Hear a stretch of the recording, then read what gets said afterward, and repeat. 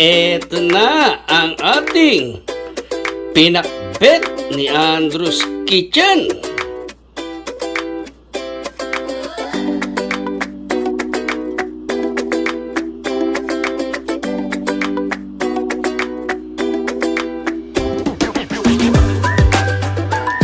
Hi Ka-Kitchen, sa magandang araw sa inyong lahat dyan.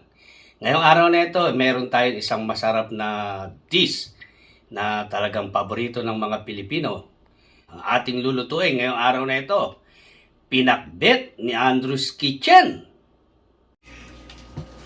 Ka-Kitchen, mag-prepare muna tayo ng baboy natin na pasahog sa ating masarap na dish ngayong araw na ito. Unahin muna natin itong slice itong baboy natin. Yan.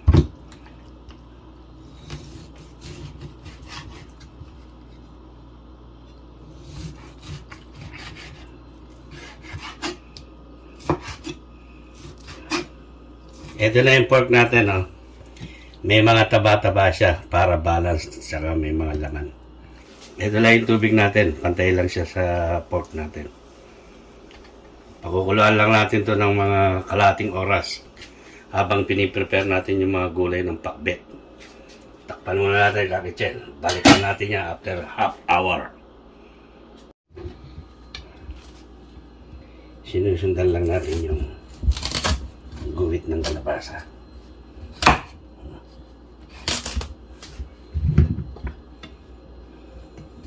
Ito, susundan natin ito.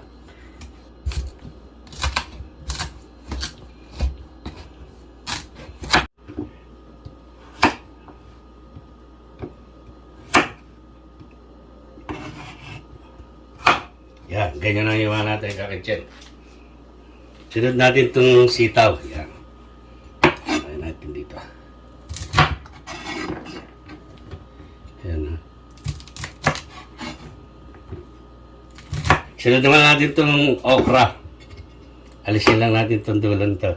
Ito naman sunod natin yung ampalayang kerela. Ito yung masarap na ampalaya sa India. Ginagawang curry ito. Kerela. Lagyan natin sa tubig para hindi mangitim yung talong natin. Ka-Kitchen, check natin yung pork belly natin, oh, na pinalambot sa tubig. Ayan, oh. Pinalambot natin siya. Check natin. Hindi natin tutustahin to. Pangit sa pakbit yung tostado. Ayan. Test natin ng tinidor. Ito, may tinidor tayo rito. Nakuha lang tayo ng isa. Lumulubog na. Ibig sabihin niya, malambot na siya. Ayan, o. Okay na to, Ka-Kitchen. Tatabi lang natin yung juices ng pork natin. Ayan. At magigisa na tayo.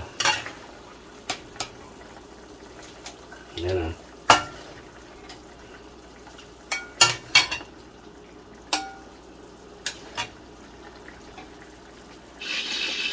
Lalagay na tayo ng bawang natin. Ayan, ayan, magigisa na tayo. Mix lang natin. Tayo lang natin na maluto ng bahagya yung bawang natin para kumagat sa ating pakbet. Sunod natin itong sibuyas. Ayan. Meron din yung sibuyas. Medyo lulutuin lang natin siya ng bagya. Sunod natin itong pork natin. Oh. Itong pork natin, hindi natin ito tinusta. Kaya kanya-kanya tayong diskarte ng pagluluto. Yan. Hindi natin kailangang tustahin yan.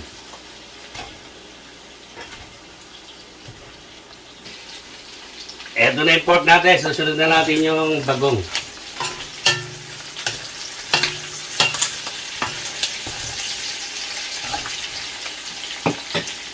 Lalagay tayo ng 2 tablespoon na bagong.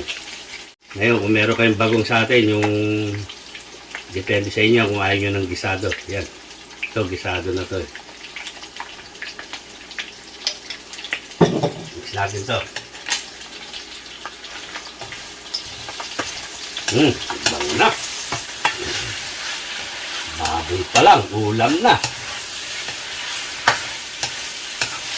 Sunod natin yung kamatis dito. Para lumabas na yung katas ng kamatis. Yung kamatis natin, ha.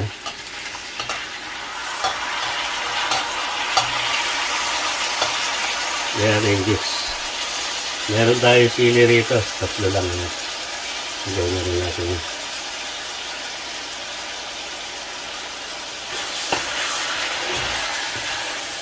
Tatakpan natin ito, kakapityan, at palalabasin natin yung katas ng kamatis. Tsaka natin sasama mamaya yung gulay.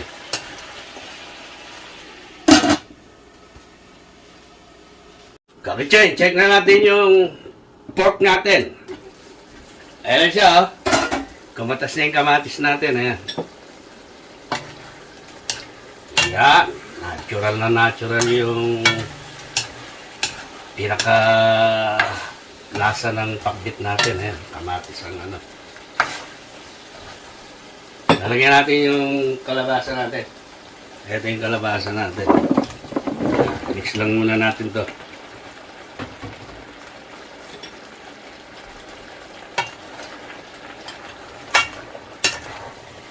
Sunod natin itong sitaw natin. Yan. Mix ulit natin.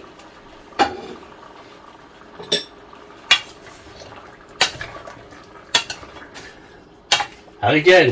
Kaya natin inisa-isa itong igisa. Yung mga gulay natin. Para masigurado natin na nasangkot siya lahat. Yan ang technique ng pakbit ni Andres Kitchen. Sunod natin ngayon yung ang palaya at saka okra. Ito, igigisa na naman natin to. Pa isa-isa. Mix.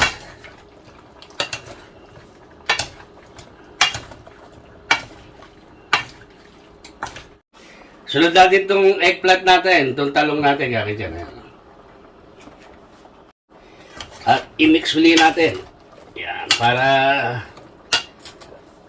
umilalim naman talong natin sa ilalim. Yung mga naunang gulay. Yan, ang babaw naman. Ilalagay natin itong ito yung pinagganoan ng pork natin. Natin sama yung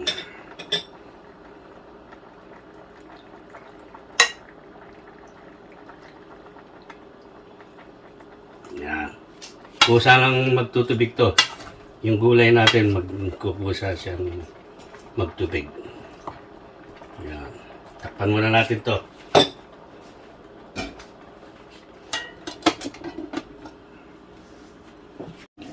Kaya dyan, check natin yung pakbet ni Andres Kitchen. Kakaiba.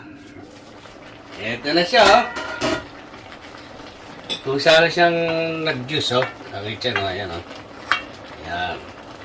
Tingnan natin yung pinaka-juice ng pakbet natin.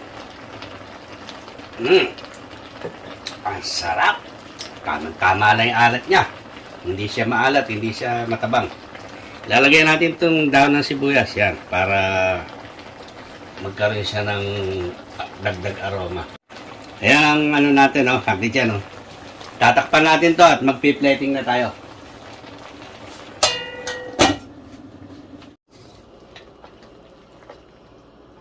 Eto na ang ating pinakbet ni Andres Kitchen.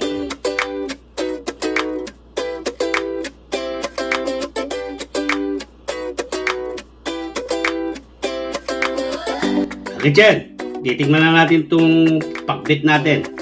Itong masarap nating nilutong pakbit ni Andres Kitchen. Yan, bawa tayo dyan. Yan. Bawa tayo lang medyo may sauce yan. Masarap yung may sauce yan. Unang subo, Kitchen, para sa inyo to.